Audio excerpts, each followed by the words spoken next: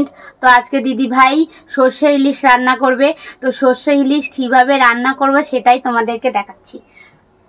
তো চলো।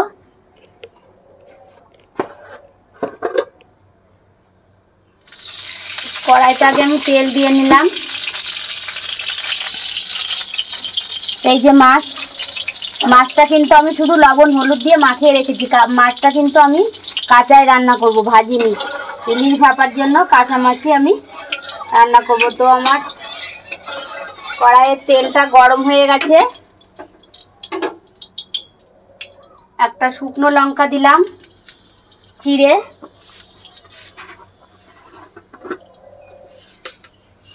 আর এই যে ভাপার জন্য এই যে কালি জিরে তেলের পর দিলাম। তো একটু শুকনো লঙ্কার কালি জিরেটা হালকা করে নেড়ে নিলাম।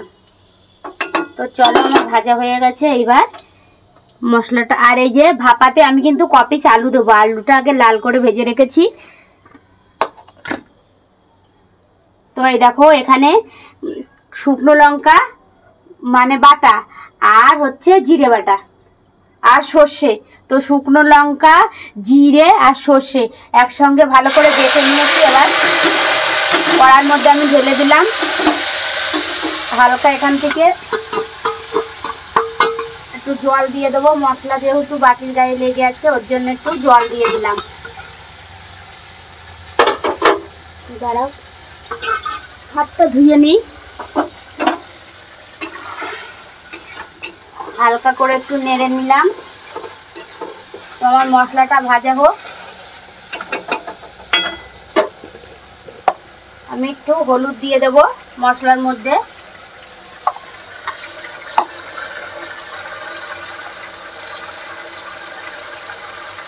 আর একটু এই যে লবণ দিয়ে দিলাম। তো আমি যেহেতু আলু কটা ভেজে রেখেছি, এবার এর মধ্যেই আমি আলু কটা দিয়ে দিলাম। এই যে ভেজে রাখা আলুগুলো দিয়ে দিলাম। তো মশলাটা ভাজা হোক। চলো দেখাই আজকে দুপুরের মেনু কি কি রান্না করবে দিদি ভাই। ইলিশ মাছের ভাপা তো আছে, তার সঙ্গে আবার ইলিশ মাছের মাথা দিয়ে আর একটা রেসিপি করেছে দিদি ভাই। তো আজকে দিদি ভাই দুপুরের মেনু এই দেখো, মিষ্টি কুমড়ো ভাজা, পটল ভাজা, আর এই যে ইলিশ মাছের মাথা দিয়ে এই যে গাঠি কচু দিয়ে। এই দেখো, রোজ রোজ একই ভিডিও, ওর জন্য তোমাদেরকে আর দেখালাম না কিভাবে যে রান্না করেছি আমি।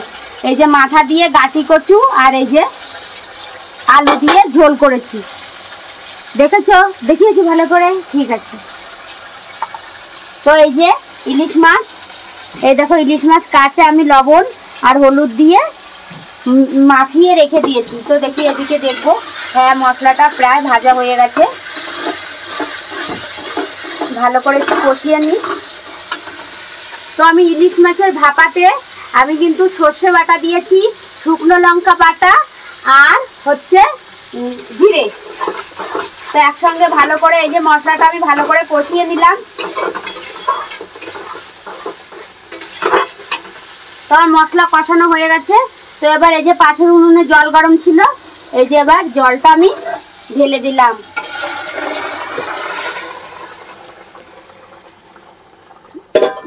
ভাপার জন্য।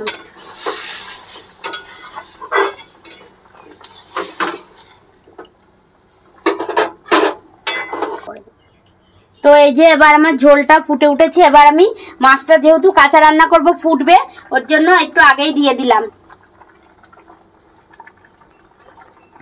মাছটা ভালো করে না সিদ্ধ হলে কিন্তু ভালো লাগবে না, ওর জন্য আমি একটু আগে দিয়ে দিলাম।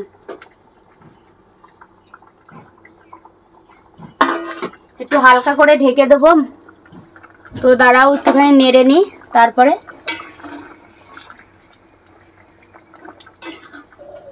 তো দেখবো এবার হলো কি না। তো ফুটে এসেছে, দেখো কি সুন্দর কালার কিন্তু চলে এসেছে। এখনো হয়নি, হবে, ভালো করে ফুটবে। তো এবার আমি সর্ষের তেল দিয়ে দেব হালকা করে, 2-3 মুটকি। তো আমি বেশি দিলাম না, 2 মুটকি মতন সর্ষের তেল দিলাম না। এবারে এই যে কটা কাঁচা লঙ্কা দিলাম চিড়ে, আমরা অল্প পরিমাণে খাই ওর জন্য অল্প দিলাম, তোমরা যেমন খাও সেই বুঝে দেবে। আর এই যে তোমরা চাইলে কিন্তু আলুটা ভাপাতে না দিলেই হবে। এবার আমার সোনা বাবু সোনা আলু খায়, আর তোমার বৌদি ভাই একটু আলু খেতে পছন্দ করে, ওর জন্য কটা আলু ভালো করে ভেজে দিয়ে দিয়েছি এর মধ্যে। ভাপাতে না তোমরা যদি না চাও তাহলে আলু দিতে হবে না।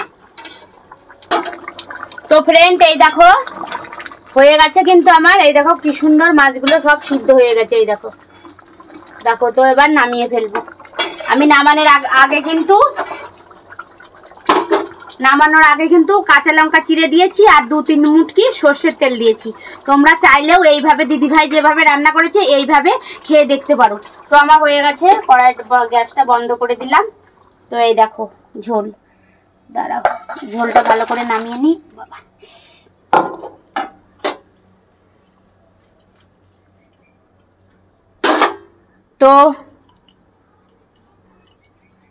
তো ফ্রেন্ড তোমাদের যদি এই রেসিপিটা যদি ভালো লাগে, ইলিশ মাছের ভাপাটা দিদি ভাইয়ের যদি তোমাদের পছন্দ হয়, তো একটা লাইক কমেন্ট ও শেয়ার করে দিও।